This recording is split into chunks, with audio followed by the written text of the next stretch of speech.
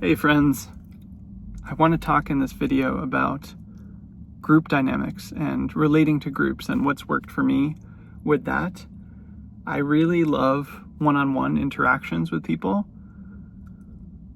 and historically group interactions have often, not always, but often been much more challenging for me, less fulfilling, less satisfying, more stressful, more emotionally activating.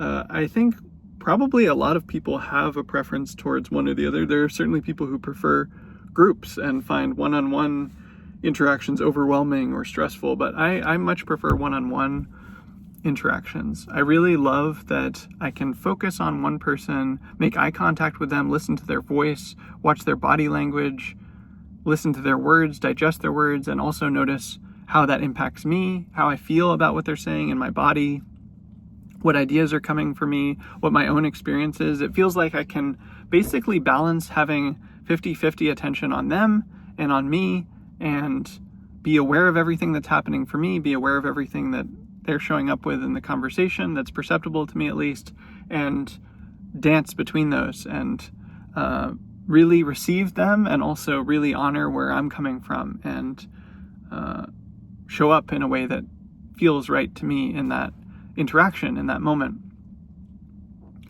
If you watch my podcast, this is like my training ground. Is I'm really focusing on one person, my guest, and really listening to them and asking the questions that come up for me and trusting the direction that I feel the conversation wants to go. And in a way, these are a work of art for me, right? It's a medium that I am creating a piece of art through conversation with one specific person, where I'm really paying attention to them and really listening to them, really taking them in, really receiving them in my own body and my own experience, really following my curiosity and asking the questions that come up for me in connection with them, and letting that steer the conversation, letting it flow, letting it become something that we're co-creating through our presence, through our words, through our lives, really. Like, we're meeting there in that conversation. So I really love one-on-one conversations. I love the ones I have on recording. I also love conversations one-on-one with friends. I'm always on the phone with friends.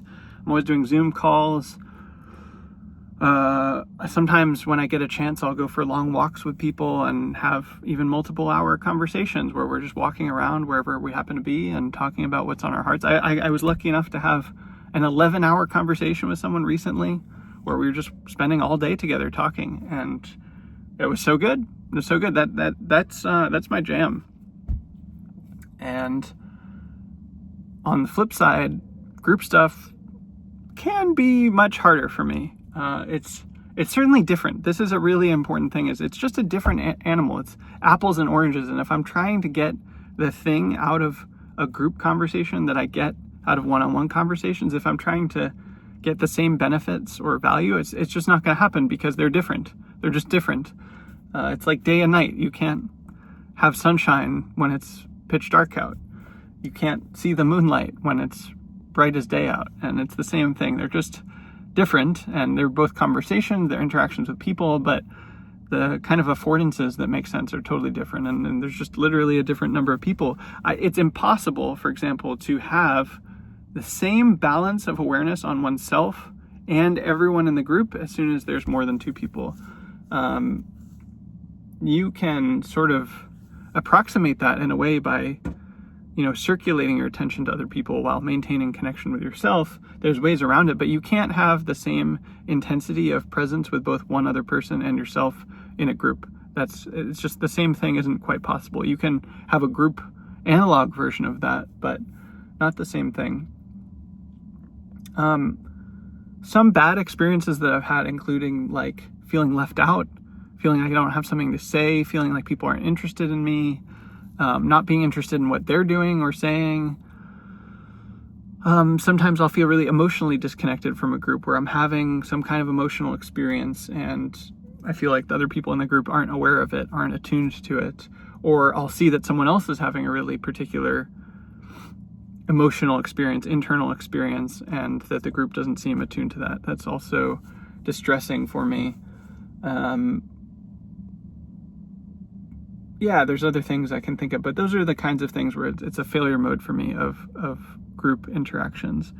I have had group interactions that I really love, that were quite memorable for me, that, in some ways it can be even better than the average one-on-one conversation, but it's not guaranteed. And I've had to both really reflect on what I don't like about group conversations when they're bad, reflect on what the causes and conditions are of when they're good, when I really like them, and also, most importantly, know what kinds of things I can do in myself, just as myself, as an individual, to make it more likely that I will have a fulfilling, positive, valuable, fun, happy interaction in a group if I'm going to have a group interaction. So it took some time, and it still takes, it's always something I'm working on, but some things that I've learned about group interactions.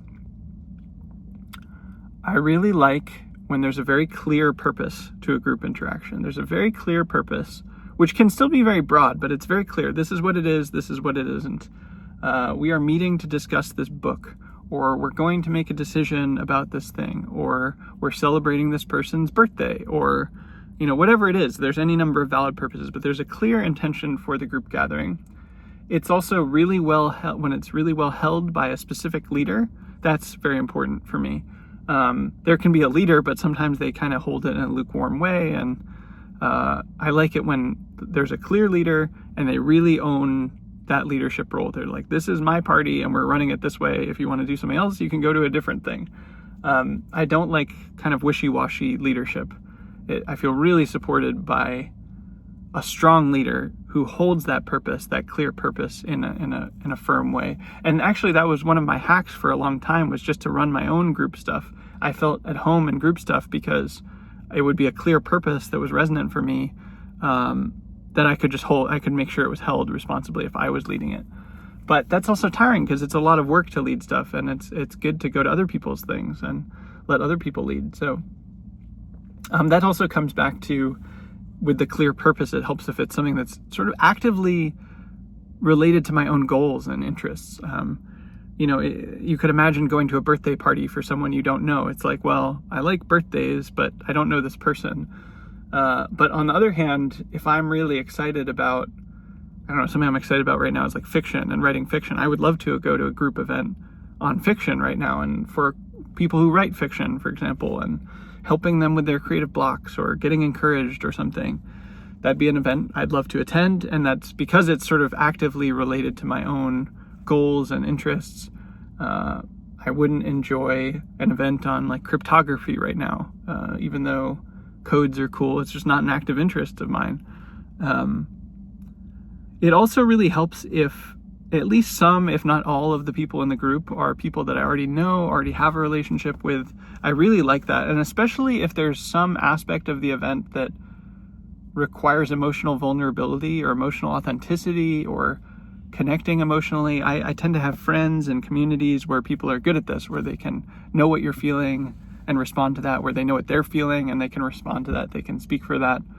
And it may even just be implicitly that, like, an event on fiction, I don't know, that wouldn't require emotional vulnerability on the surface, but in practice it might really. Like, I would prefer to be with people who know what they're feeling and can express what they're feeling and ask for what they need and share what they want and have good boundaries and stuff like that. And if I already know someone, probably have a sense of whether that's the case or not, and probably have an existing relationship where there's an existing context. And also, if I'm going to be emotionally vulnerable, I like to be emotionally vulnerable with people that I know can receive that, who've received that in the past, and where it feels safe to do that with. That's not always possible, but that's a really nice to have thing. And for certain kinds of events, it is actually necessary for me, or like it's a strong boundary that I have where, I don't know, like circling, for example. Circling's been very important for me actually over the years, and it's also very hit or miss. And I've been in plenty of really bad circles. Most people who've circled have, I think. And for me, one of the distinguishing factors of a really good circle is it doesn't guarantee this, but it's much more likely to be the case that it's going to be a good circle if it's with people that I already know and love and trust and have existing relationships with. So that's a nice to have, and in some cases a need to have, depending on the nature of the event.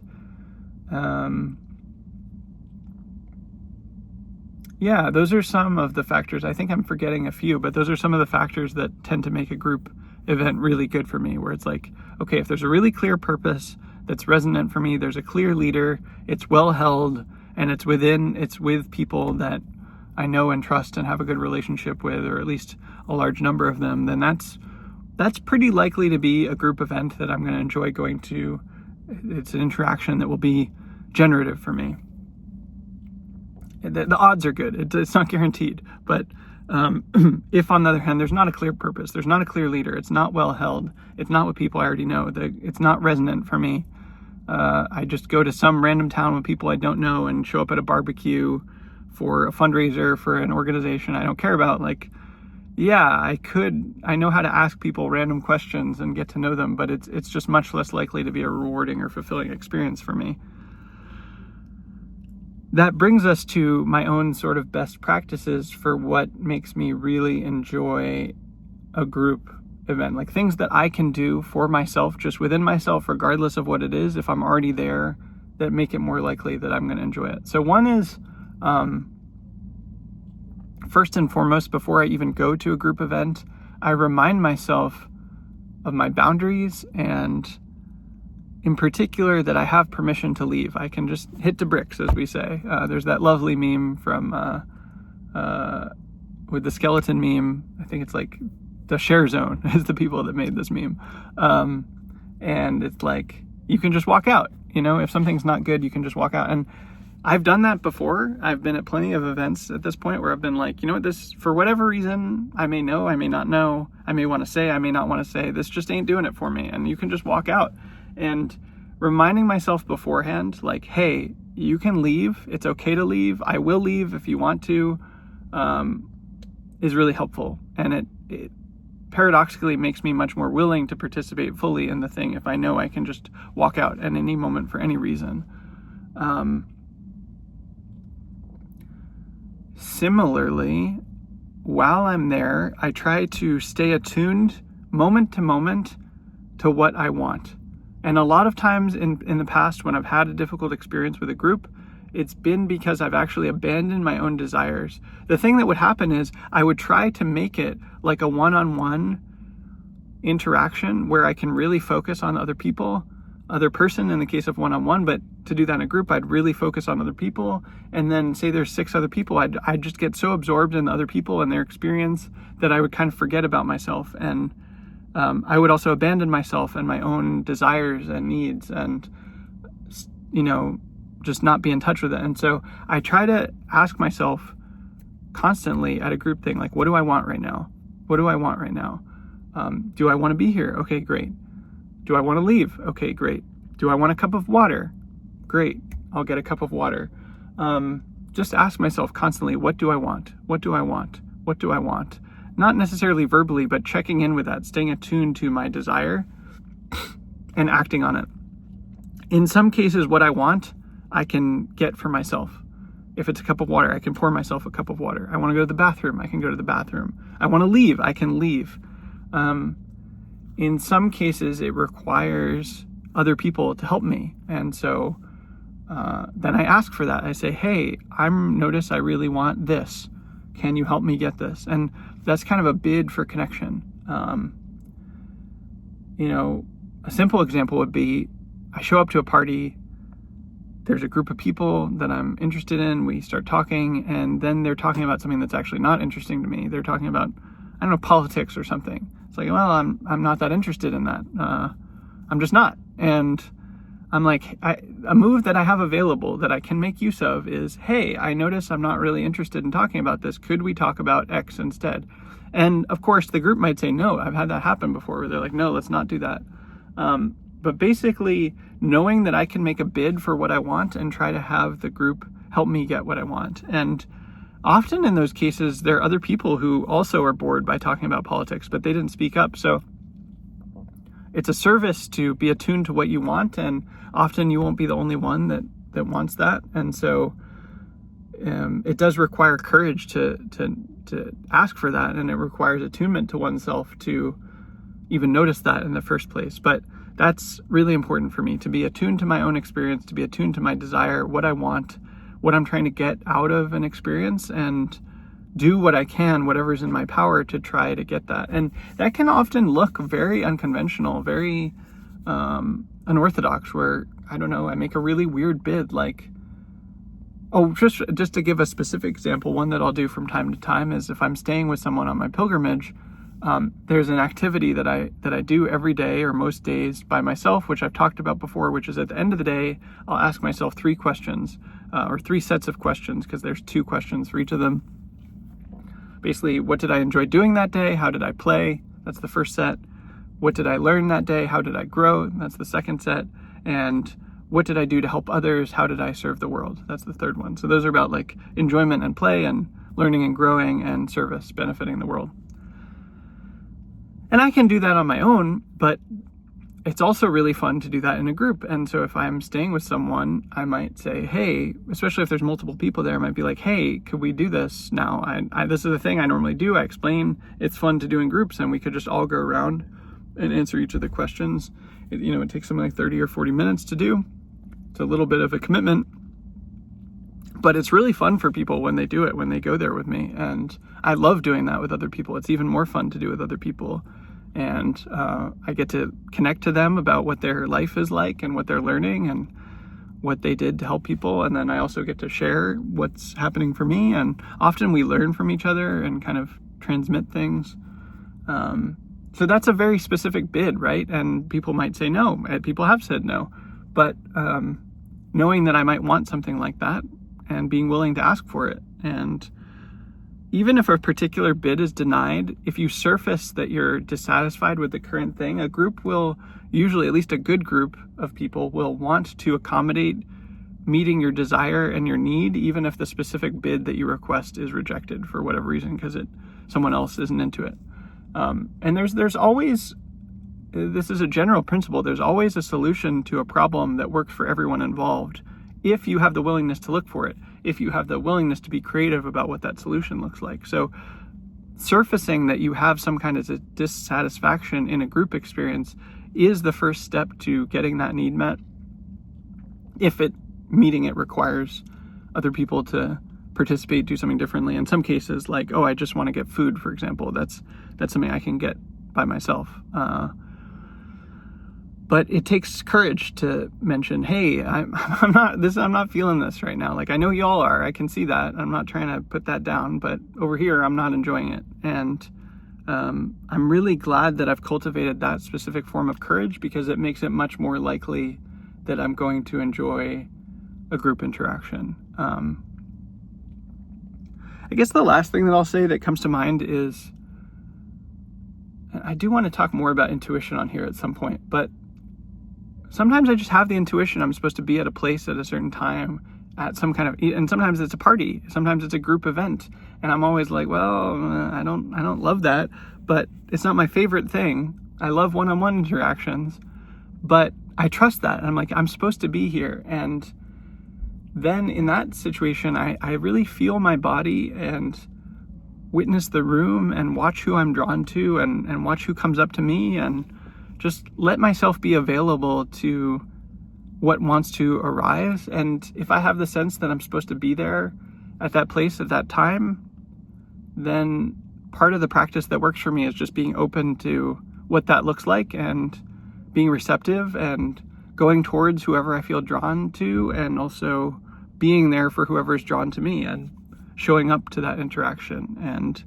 the life force has kind of a will of its own, and I try to submit to that also. So for as much as I prefer one-on-one interactions, or I'm very particular about what kinds of group interactions I like, I do also just try to surrender and trust my intuition. If I really feel like, hey, I don't know why yet, I'm not quite feeling it right now, but I have some sense I'm supposed to be here. So I'll just be patient and be receptive and be open and be here for the people that want to connect with me, and also see if I'm drawn to anyone in particular or any groups of people, and follow that. So anyway, these are some practices that have worked for me for connecting with groups, and I'd be curious to hear what your experiences have been like and what's worked for you. Feel free to make a comment in the comments.